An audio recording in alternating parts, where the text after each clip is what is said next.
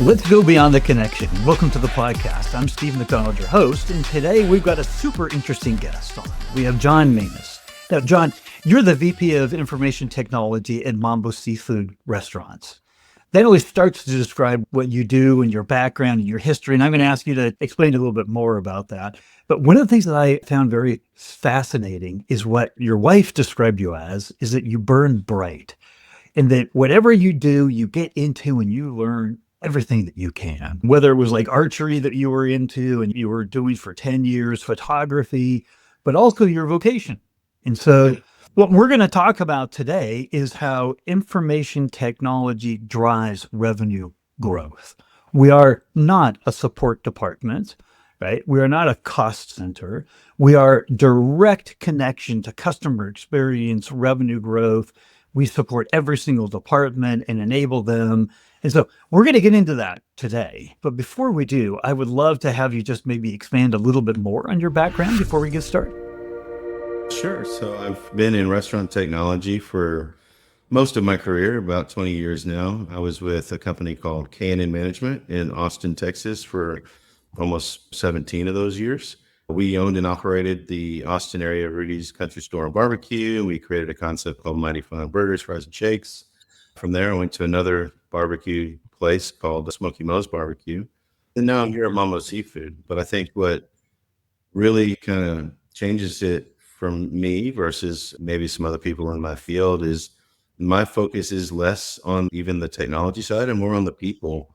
I'm trying to make sure that people have everything that they need to get their job done, which, we all do. What I think is really important about technology in the restaurant space is helping people get their job done day to day and making sure that not only are they able to do their job, but they're able to do it without anything that holds them back, and to support them at a level that is not only on, is my mouse working, is my phone working, is my internet working, but also has someone thought through the process for what I'm doing day to day, and I have the right software selected for me. We didn't just go out and pick a AP software that allows us to put in journal entries and stuff. We picked the one that was right for this particular business. So that type of thing. What was really great about our first conversation was how much you get into and you learn and you impact the business from operations to how are you enabling the right scheduling software and management and systems and understanding the managers in the restaurants and what their needs are so they can be much more efficient in that, from that to ordering to all kinds of things that we're going to talk about today.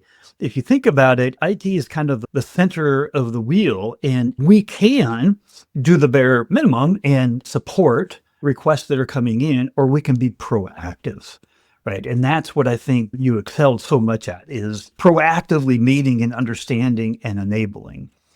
But I'm going to ask you up front here, you've got a really rich restaurant IT background.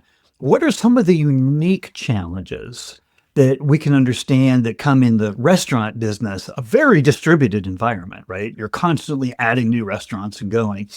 What do you think are kind of some of the unique characteristics or challenges in the restaurant industry? I think you have all of the everyday things that the point of sale is not working or whatnot. And what's different from a technology standpoint with that is most IT firms, for example, like an MSP, when you call for support, talking about support specifically, they expect to call you back in an hour, and someone will get to you in 4 hours, something like that. But in the restaurant environment, if your point of sale goes down, you have people standing in front of you trying to pay, and we've all experienced that. You go into a restaurant, you're picking up your food to go, and you try to pay, and it's, oh, my POS is down, hold on. There's a sense of urgency there that just doesn't exist across other environments for IT, but it does in the restaurant space. So we have to have a support line for them that is extremely fast and nimble and understands what they're going through. So understanding what the people themselves are experiencing when they're standing in front of a line of 5 or 6 people and they're not able to take even one payment, they have a lot of stress on their shoulders in that moment. And so being empathetic to that and able to know exactly what they need to hear is very important. So not only, hey, we got you, just follow these instructions and let's work through it one step at a time. You know what I love? I love the very first thing on the unique challenges of the restaurant industry. You jump right to customer experience.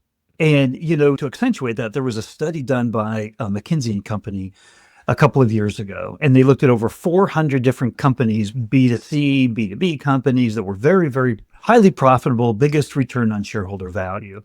And the number one differentiator across all those companies, all those industries was customer experience. The number one differentiator. So I think that to me accentuates that you have a focus on when we talk about enabling, what are the levers in the business that you can help support that are the biggest drivers for growth? And I know you've experienced, we never want to, but when a restaurant goes down, that is mayhem. So when you think about keeping the network up and live, because it's the heartbeat of the organization, what are some of the most important things that come to mind in terms of what I got to keep focused on? What are my responsibilities to make sure that that network doesn't go down? Sure. And that kind of falls toward what you were saying a minute ago about planning ahead. So we have multiple redundancies, not only from a network connection standpoint, but from a power standpoint. We actually, in our restaurants, have deployed some additional power backups that will hold the internet itself up for up to 10 hours. And then we have at least two internet providers, one being generally a landline of some kind, and another being a cellular backup, which is all pretty standard. We even have one site that because the landline couldn't get put in before we opened, they have two cellular providers. So two different carriers are providing in that building, and both of them have such great signal. We don't have a copper line. We don't have a fiber line. It's running great. Even our high resolution cameras run great over this cellular network. But as time goes on, I'm expecting to see more and more of that. And then as that goes on, other vendors just require high availability from an internet standpoint, from a network standpoint. I even have one vendor that's key to our everyday operation who they operate on an expectation that your internet's going to be up in order for them to function at the highest capability they can and provide the best support to our staff and to our guests. It's interesting because when you talk about wireless connections and you've got a restaurant that's 100% wireless, right? Sometimes just the cost of that last mile connectivity is just prohibitive in the setup and everything. But there's a trend in the industry that I guess you could just call it wireless first. But there's kind of a slow adoption in certain areas of the IT community because wireless in our mind is kind of like not as reliable, comes in and out. And how can I possibly put my business on a wireless first strategy? But you said something in there that you think is going to become more and more important. I just wanted to know from a guy that burns bright and looks into this, what is the wireless first kind of future? What does that look like? And why should we want to be more and more dependent on wireless? Well, as the technology increases and we get to where it's more and more stable and you have less issues even just in your restaurant. So we use like handheld devices to go to our tables and take orders. And you walk around to the outside of the patio and maybe the wireless isn't quite as good there. So then it's our job to make sure that this gets covered, that someone doesn't say, does a full survey, readjust where the APs are, adjust the direction that the antennas are pumping the signal, and make sure that that area is covered and that every area is covered at all times. Because as time goes on, you're going to have these devices. Like we all carry a cell phone with us. And right now, almost everybody is living wireless first, whether they think about it or not. Without aging myself too far, you go back to where you have nothing like that. You want to talk to someone, you either went to them or you picked up a phone that was plugged into a wall. Now, no one in the current generation is going to expect to live their life with the wire. They're going to expect it to be wireless. And so everything going forward is going to be that way. So we need to build and prepare for that. And honestly, it even saves costs on NROs or new restaurant openings because as you get to that point, it's just less things that have to actually, you have to pay someone to run a wire. You have to pay someone to run even just sometimes we use serial cables and that'll still be there. But if those devices change, like we have printers that are serial, so they plug into a device. But now they changed to IP. They don't have to be on a wire. They could be on wireless and be just as fast. So the same vendor I was telling you about a second ago, they use wireless printers and those operate just as quickly as our wired printers. As time goes on, I'm expecting to see things like that, even to the point of our kitchen screens, KDSs. So you have them run to your fry station, your rice station, your grill or saute or your soup station. And then you have some in the expo area. They all are plugged into wire. And you know what our number one problem is? The wire gets disconnected because someone bumped into it. Well, these things are all capable of being wireless, but the vendors don't support it yet. But they will one day. Once they do, you'll be in good shape. At least the vendors I'm currently with. But there are vendors that are running on iPads already. So their kitchen screens are already wireless. It's you provide power and we're good to go. So there's already restaurant vendors in general that are completely wireless on everything they do. And I think over time, everyone's going to have to go that route or just be left behind. Yeah, you're kind of discussing the Internet of Things, from kitchen displays to wireless payment systems that are out on the patio. Like, we're getting more and more and more dependent on that. So I guess the direct question is, like you said, there is technology today. Like, the wireless first feature is actually here today. We don't have to wait for it. So if somebody was to say, I'm still not sold, I'm hesitant. I have my old expectations and perceptions of wireless. What would you say to them when you've got restaurants that are up and running on wireless only? Yeah, I mean, I would say come by, take a look. If we had one that was 100% wireless, go into those restaurants, ask the people that are using that equipment.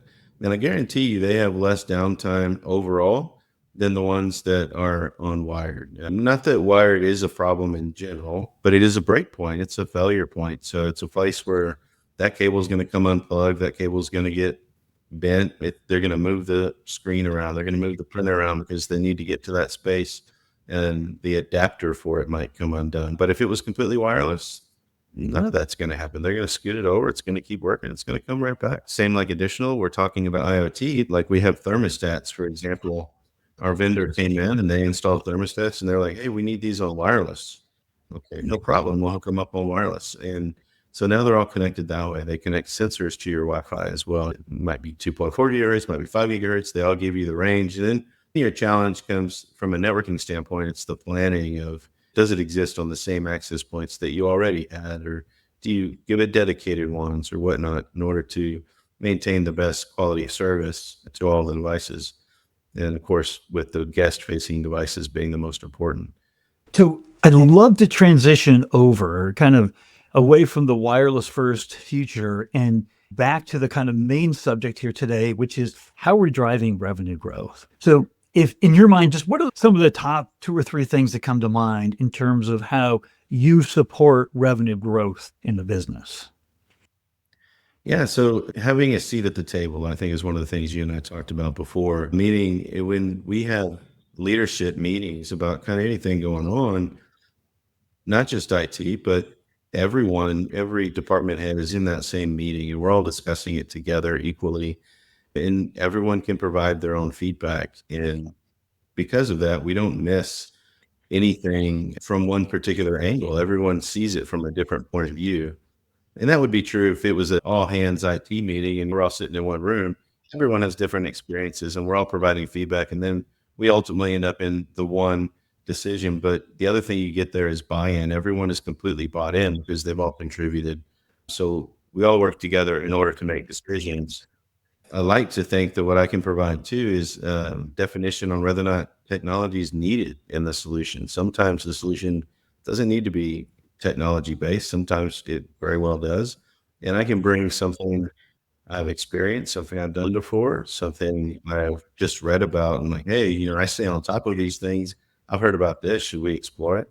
Or someone else comes to the table and they say, hey, we've seen this software. Can you look into that? And I have a pretty good process for defining if it's a good software for our company, for our business, and what we're trying to do. So I think in general, that level of communication with the leadership team allows me to help make the right decisions and ultimately drive revenue. Further than that, we can also look at it from a standpoint of how do we maximize efficiency inside the restaurants in the future. And I don't know 100%, but I know some players who are already kind of using it already. And the ones I'm most excited about are ones that can allow our kitchen screens to be much more accurate. I'll put it that way. So if we say for an online order, someone says it's going to be 20 minutes, when you show up and you're waiting for an extra 20 minutes, why is that? Is it because they just quoted you 20 minutes with no knowledge whatsoever, which happens a lot? Or you utilize an online ordering system that has some numbers that we fed into it, and they say, okay, in general, this is what it's going to be. Is that as accurate as you can get? But at some point in the near future, I think we're going to be seeing software vendors that come in and analyze every individual station in the kitchen. And not only at that level, but at who's working that station. And you got one person works this station so efficiently most of the time, he drives the actual time down a little bit. So now you're talking about you could use that information for scheduling. So this type of thing is very exciting. And then scheduling in general, also, we could take that off the plate of the managers at some point, and it can be completely AI driven. They have that same information I just talked about. You know, you're going to be busy in the seafood restaurant. You're going to be super busy on Good Friday.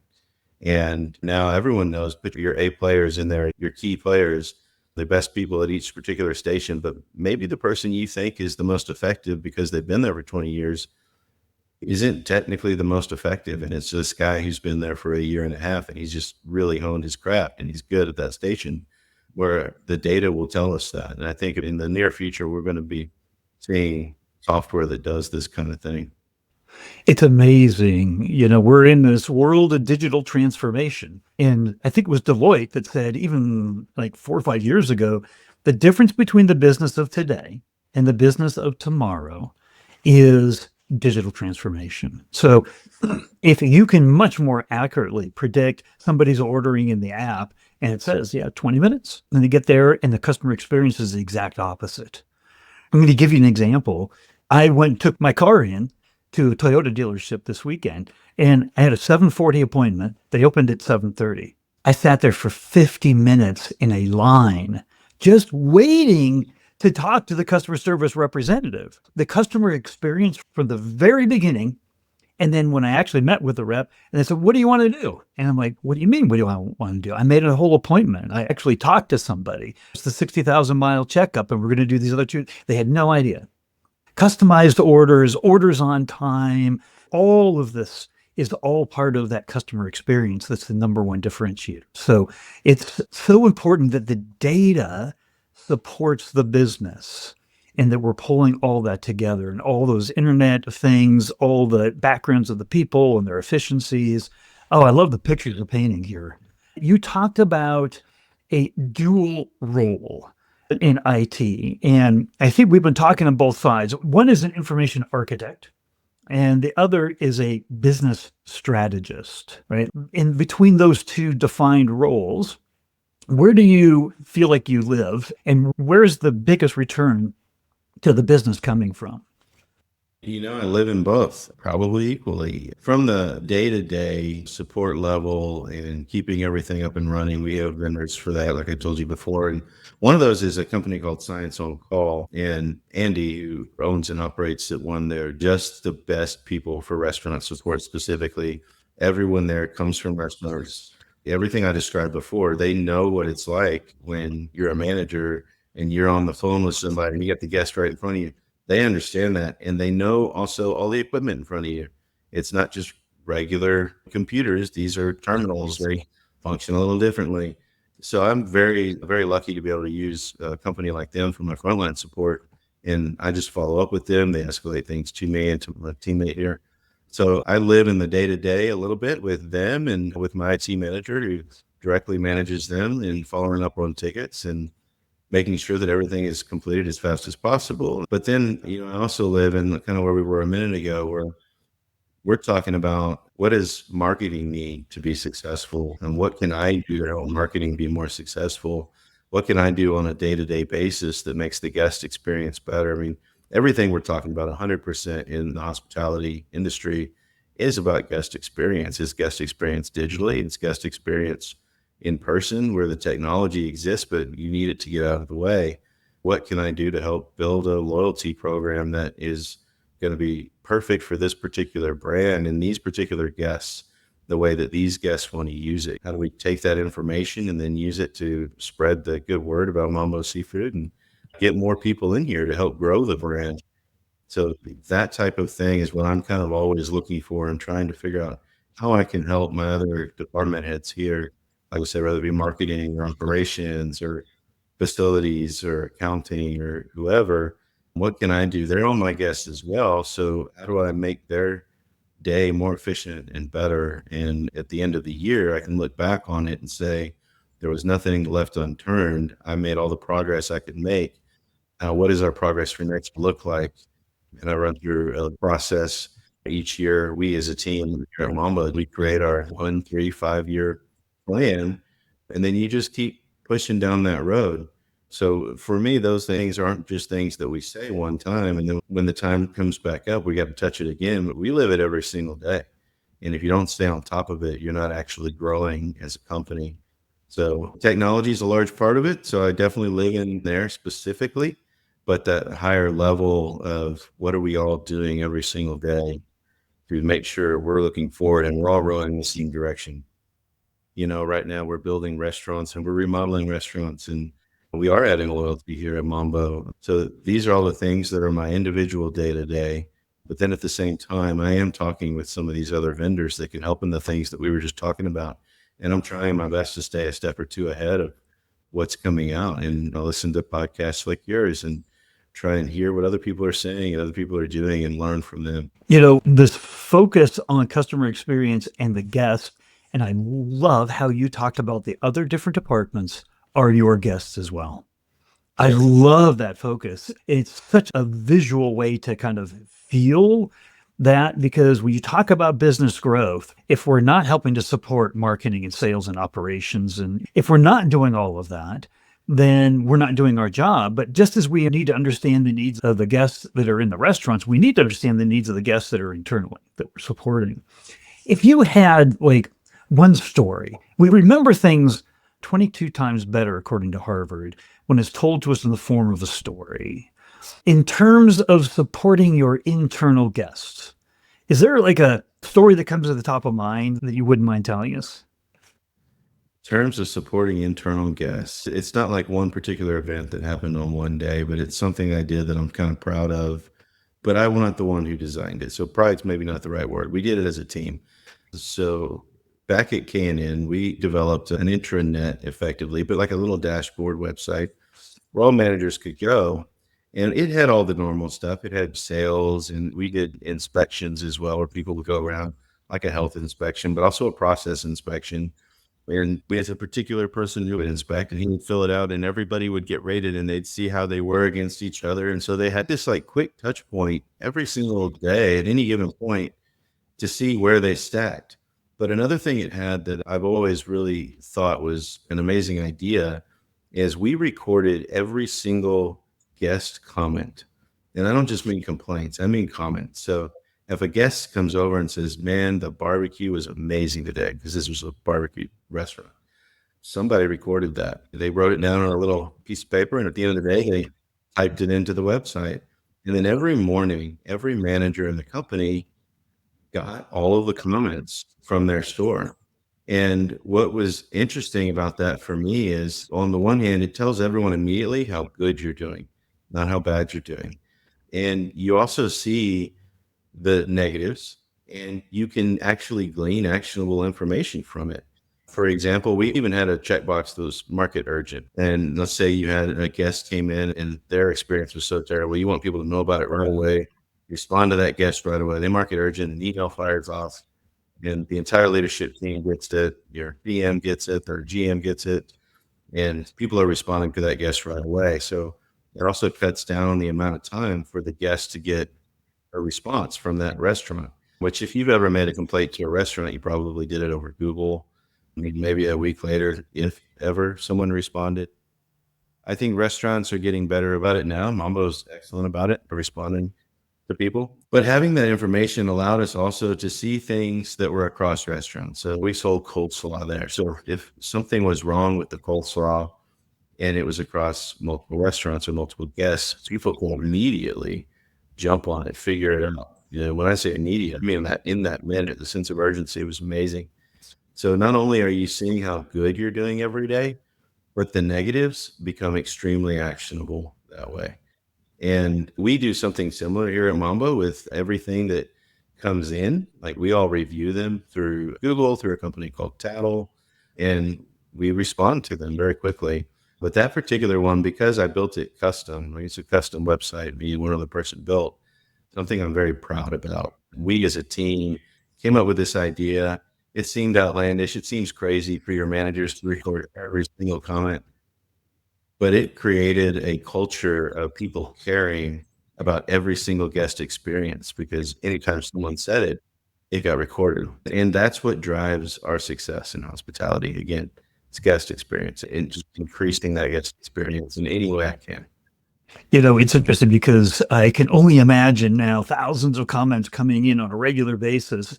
And now with the AI capabilities on top of that, the amount of trends and analysis that you can do on that, that's a part of supporting the business is envisioning and creating a database. If we don't have the data, then what good is the AI on top of it, right?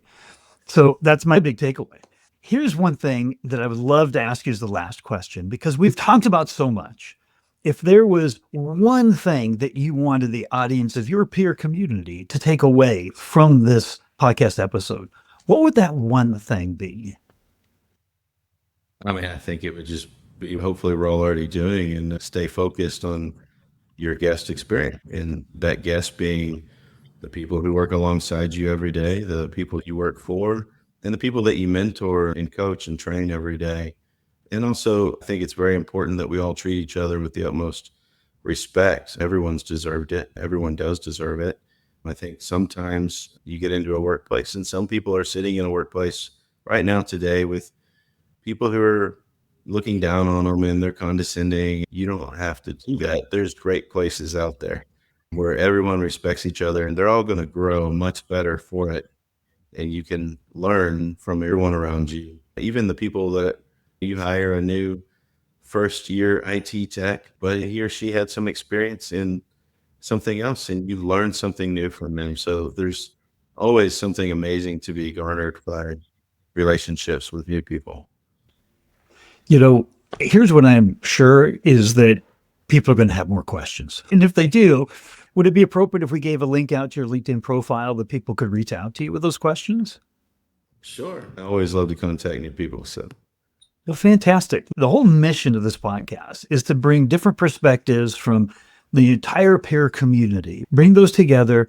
And if we can share our own experiences, our insights, our perspectives, and help each other be more successful, that's the rising tide that lifts all boats. And you did that today in a very big way. So I just wanted to say thank you. well, thank you for your time and for having me on.